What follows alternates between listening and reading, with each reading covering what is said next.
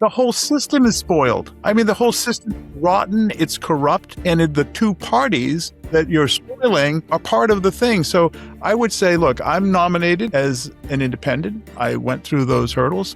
There were 4 independent candidates. Only one of us, me, made it on the ballot. The party's candidates made it through their system, and I'm a candidate for governor, and I've got claims to it. Like everybody else, most Mainers just want a government that functions and serves them and only them. And they want a governor who's relentlessly focused on getting results for them, not for propping up a corrupt and a system that only serves the people in power. All right. On this segment, we got a pretty special guest. And I got a full disclosure. We try to be a neutral platform and everything. But, I always tell people, like, I don't even donate to candidates. I've kind of gotten out of that, even people I like, because I don't like getting into this stuff. But I don't know. I think it was because Caitlin gave me a call. And I respected that Rick was one of the, when it wasn't cool, was one of those people that were willing to go into the nonpartisan reform and support efforts that were good for voters, even if they weren't good for his party. I knew a little bit about Rick because of my compadre over here. Cara's always said positive things. But Rick Bennett is our guest today. He's an independent candidate for governor in Maine. So I'm going to get it started. I don't know if, Cara, you want to say anything, but we're talking to a former president of the Senate as a Republican, from going back 20 years, certainly as credentials. Obvious. I assume you're just getting painted as a undercover Republican is what they do. Why are you doing this? I'll start there. Sure. Well, it's really great to be with you, Chad, and Cara. It's always great to be among people doing great work, trying to rescue our democracy. And that's really what it's all about, frankly. Our political system is fraught at best. We're in a real danger zone with respect to our republic. And I think we all need to do what we can to rescue us from where we've gotten. We've gotten to a very dark place. And, I came to the reluctant conclusion that the parties are a major contributor to where we are and to the dysfunction and the disillusionment and the disenfranchisement that so many people are feeling with government. And so, yes, after many years of public service in the legislature, I served 20, 30 years ago and was president of the Senate, climbed the ladder back then. And then I went into business and decided to run afresh just because our politics has gotten so bad. And I was reelected to the state Senate as a Republican. But over the last few years, I've seen it get worse and worse. And I've come to the conclusion that the parties are part of the problem. And so I decided to run as an independent, because I want to govern as an independent and return Maine to that tradition that we had for decades, where people have disagreements and sharp elbows, but we treat each other as neighbors, and we come together as a community of people, and we address the many issues that we're facing. People are struggling in Maine. Nearly half the families in Maine can no longer afford the basics. We've got an affordability crisis. It's terrible. And we need and our political system is just about pointing fingers and keeping us fighting with each other.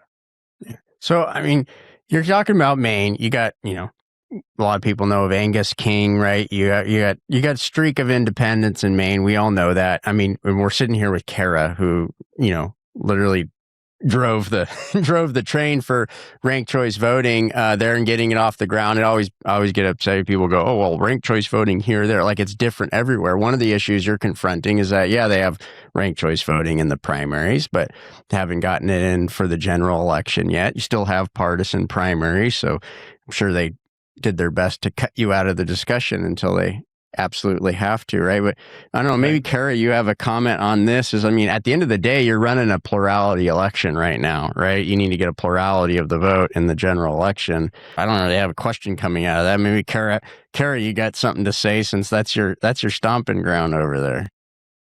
Yeah, my stomping ground of Maine. I can't imagine you going through this, Rick, to tell you the truth, because, the 10 years ago or whatever it was, 12 years ago, I was working on a 3-way race for governor in Maine. And every day that I would go to the office, they would say that the candidate that I was working for was going to spoil the election. And it drove me so crazy that I started doing research and came up with like, how do you get rid of this problem? And I literally did a search on the internet and discovered this thing called ranked choice voting Sure. and how it takes away the spoiler. And I thought, okay, so I don't want to do another race again, working for an independent in Maine where this is going to be the conversation. We need to be talking about the ideas, and we need to live in a system where the best idea has a chance. And we need to live in a system where the best candidate has a chance. And so that's sort of began my whole journey.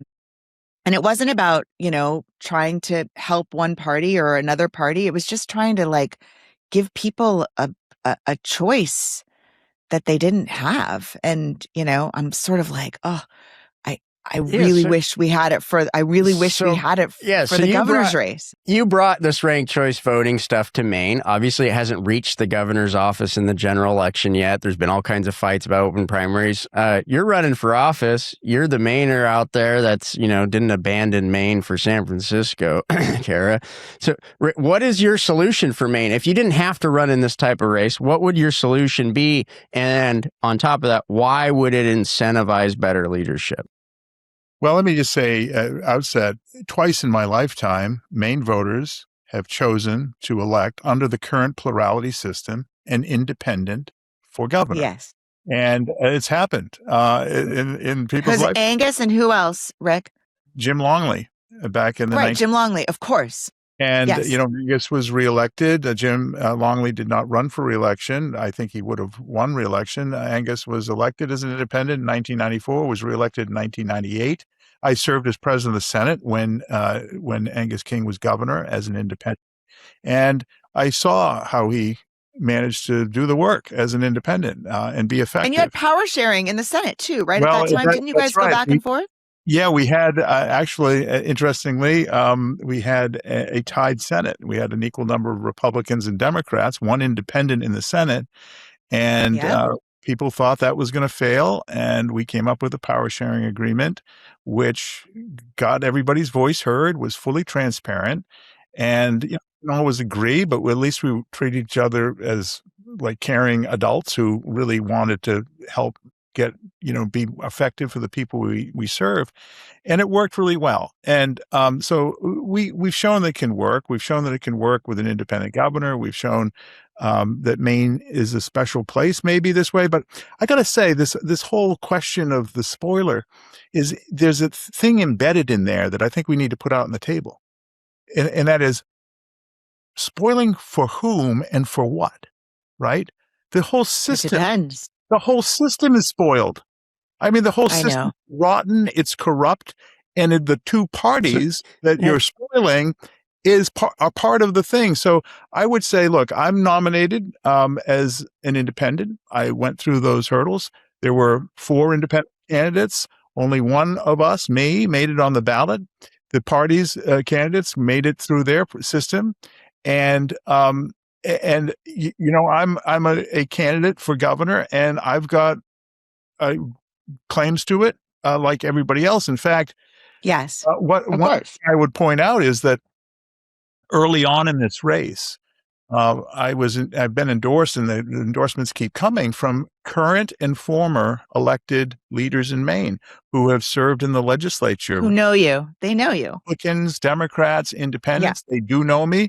They work with me, but they also know that the system is not working, and they keep coming up to me. I see people all the time like, thank God you're running, because this system is not working for the people of Maine. And that's what we need to focus on, is that insiders get all worried about like the party politics and this is going to happen if that happens. Most Mainers just want a government that functions and serves them and only them. And they want a governor who's relentlessly focused on getting results for them, not for propping up a corrupt and a system that only serves the people in power. So people probably get annoyed because Cara and I, these guys all they talk about is ranked choice voting and open primary, blah, blah, blah. But you have Yeah, you have some good government reforms that are not ranked choice. Like, you talk about having an inspector general and ending the no bid contract system and stuff. So for the people, the average voter, like, what does that mean? Why is that so? Why would that be such a big deal for the everyday Mainer? People people know that we're not looking after the public purse. We're not looking after the taxpayers' money very well in Maine. We've had numerous reports of the auditor for the state came to my committee, the Government Oversight Committee, and presented this a very thick report about all of the violations of federal law that we were doing under our MaineCare system, the Medicaid system, as well as a lot of other flaws in internal controls. We've had a raft of no-bid contracts to large corporate players. The first thing people need to restore trust in government is know that their money is being stewarded well by the people in power. So I'm putting that front and center.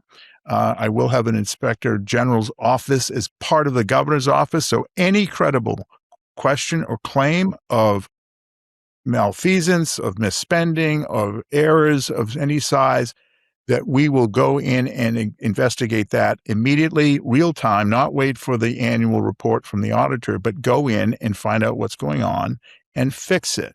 I think it's basic stuff. And we're going to stop the no bid contracts. We're going to really attend to the public purse. Maine spending has increased by almost 80% in the last. That's a lot. Yeah, well in advance of inflation over the last 10 years.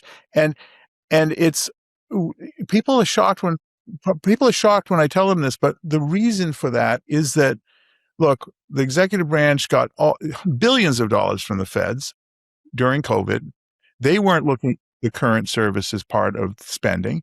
And then the state legislature, because of partisan dysfunction, actually hasn't even had a public hearing on the budget in 6 years. So we don't know what we're spending money on, whether it's working or not.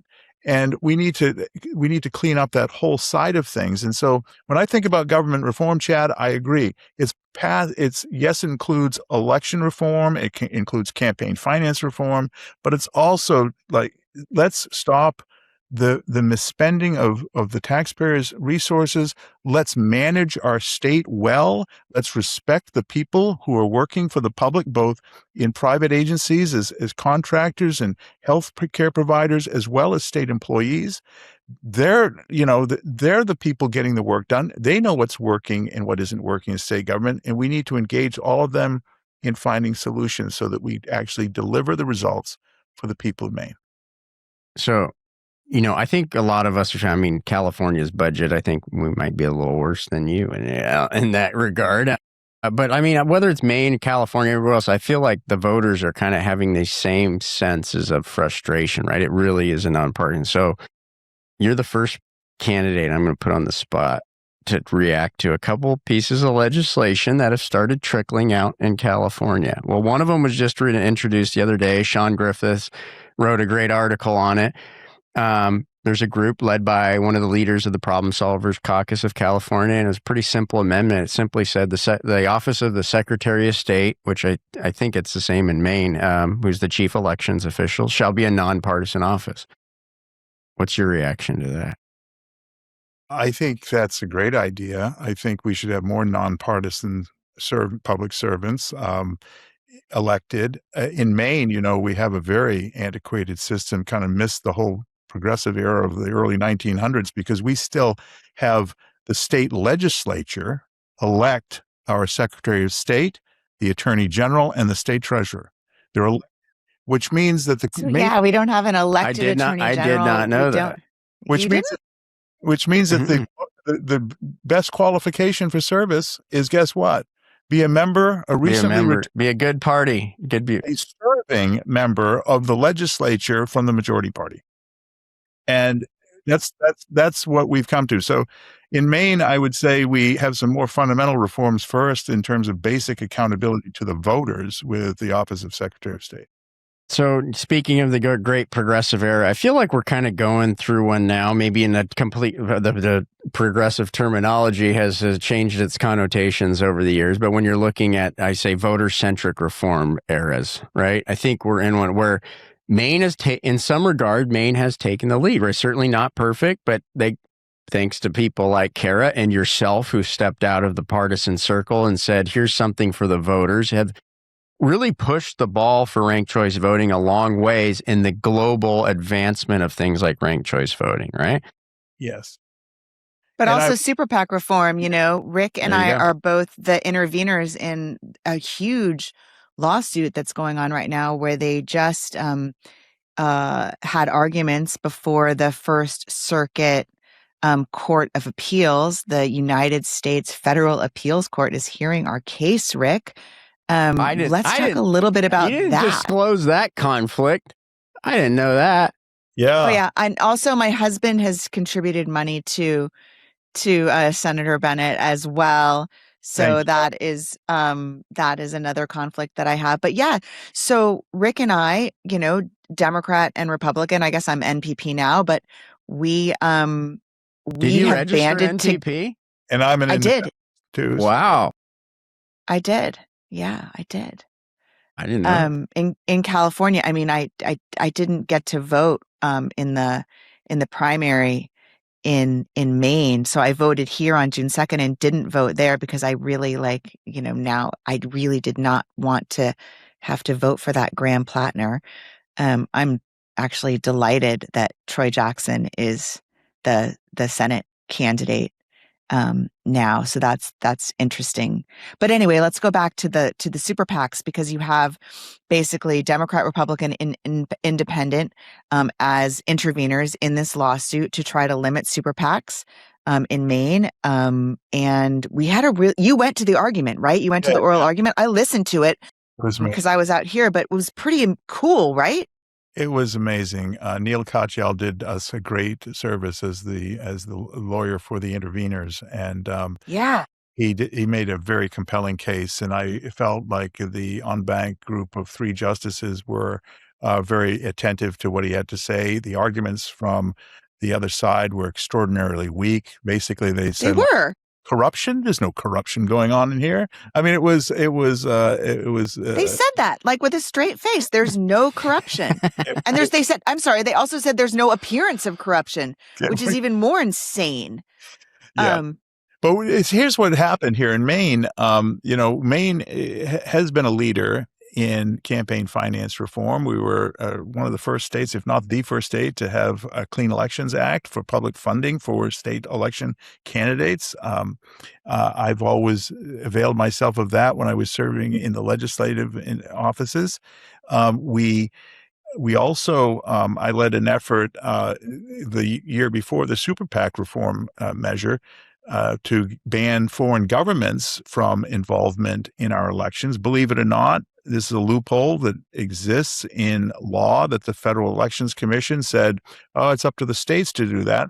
Well, we had hundreds of millions of dollars spent by foreign governments in our elections in Maine, and 86% of Maine voters supported that measure, which I chaired. And it was the highest percentage of anything ever on the Maine ballot in 2023. Of course, the foreign governments and all the people that benefit from the big spending immediately sued the state for that bill, for that measure. And then the following year, Cara led the effort, which got this extraordinary measure passed by the Maine voters. 75% of Maine voters, but it was more votes than anything ever on a Maine ballot because it was in a presidential election year in 2024. An extraordinary measure, which effectively would ban super PACs by limiting their contributions that they could receive to $5,000, which is consonant with what it is for candidates for office. And so that measure passed. And then we got sued again. And immediately sued by an in-state super PAC that wants to continue this current corrupt system. And that's what we were defending before the First Circuit Court of Appeals. All right. So we're definitely on the side of the angels. on that one, but I mean, I Lena's just giving wonder us what the these time judges. clock, and I know, Oh, I Lena. can already hear. I bet you Caitlin's probably giving you your time clock because I know you got a lot going on there. So, if you don't mind, Rick, we love you. Can I put Thank you for him on the everything. spot? One more thing. All right. Sure. Okay. So this is totally self-serving. Cara and I are two of a coalition in California who are working on an initiative in California, which I happen to think could be applicable in places like Maine. Who knows? Could be issues for something a candidate and for gubernatorial position, let's say, could propose if they did. But here's the entire initiative. This is the initiative, Rick. Constitutional amendment. Says no eligible voter shall be excluded from meaningful participation at any integral stage of any publicly funded election, including primary elections, on any basis, including political party preference. No private, corporate, political party, or associational right shall supersede this prohibition. That's the entirety of it. You have any thoughts on that? Listen, I think that we need to get the whole party thinking out of our government. And I mean, we built a whole statute around elections to prop up parties, and the founders would shake in their boots if they knew this. So I think this is a really important step forward. We need to. We should try to open the primaries in Absolutely. And switch to a top 4, top 5 in Maine, Rick. I think, if you do something similar to Alaska, right, which is exactly like really open primary process. If people want to associate themselves through political parties, that's their right, but we shouldn't bake it into our election system.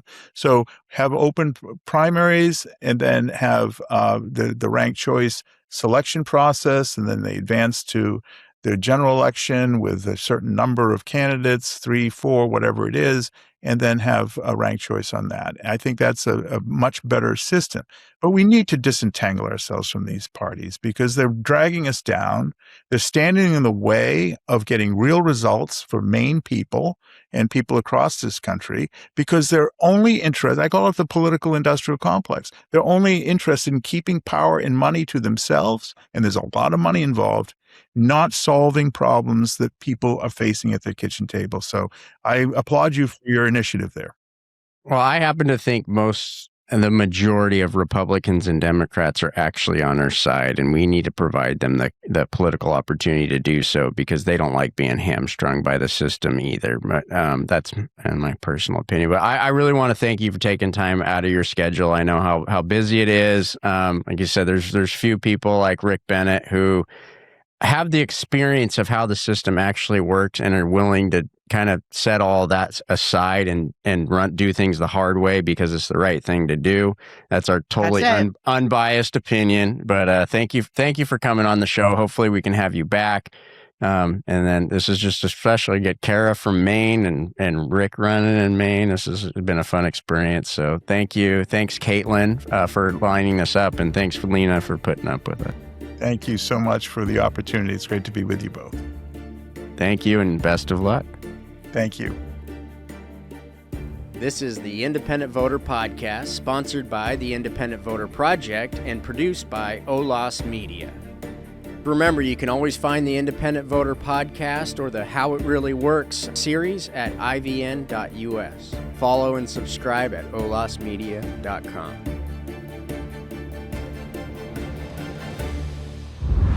OLAS Media.